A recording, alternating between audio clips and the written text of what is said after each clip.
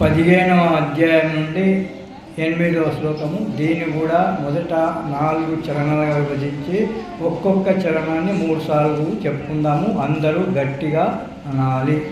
శరీరం యదవాప్నోతి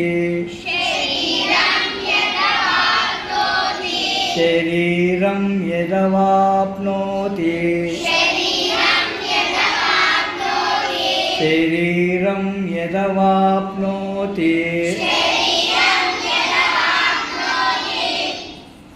రెండవ చరణం. యచ్చాప్యుత్క్రామతీశ్వరః యచ్చాప్యుత్క్రామతీశ్వరః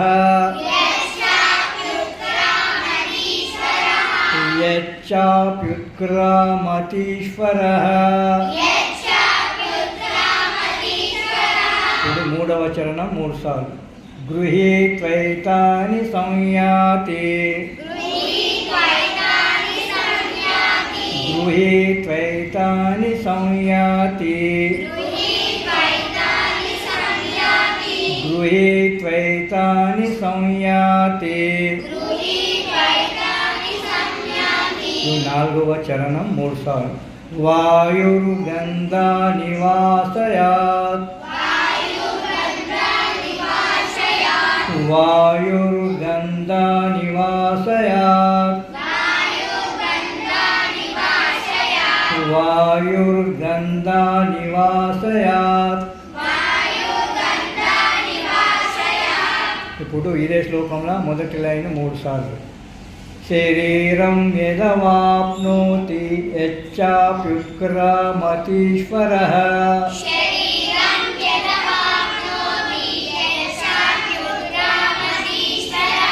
శరీరం యదవాప్నోతి యచ్చాప్యుత్క్రామతీశ్వరః.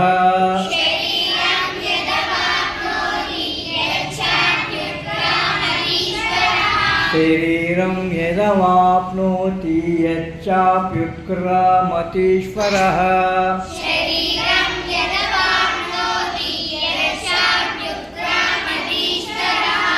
ఇప్పుడు రెండవ లైన్ 3 సార్లు.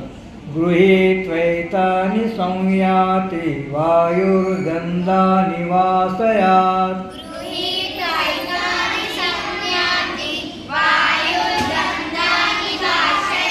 గృహీత్వైతాని సంయాతి వాయుర్గంధాని వాసయాత్.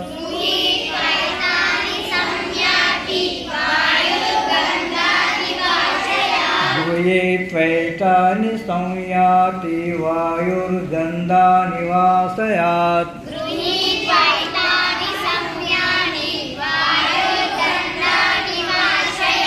ఇప్పుడు పూర్తి శ్లోకం 3 సార్లు. శరీరం యదవాప్నోతి యచ్చాప్యుత్క్రామతీశ్వరః గృహీత్వైతాని సంయాతి వాయుర్గంధాని వాసయాత్. శరీరం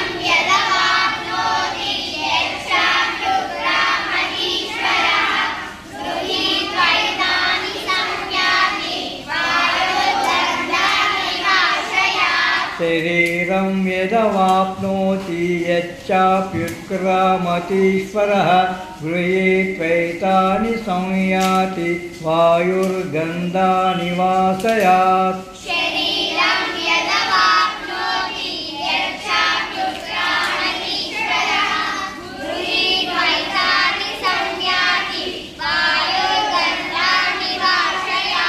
శరీరం యదవాప్నోతి యచ్చాప్యుత్క్రామతీశ్వరః గృహీత్వైతాని సంయాతి వాయుర్గంధాని వాసయాత్.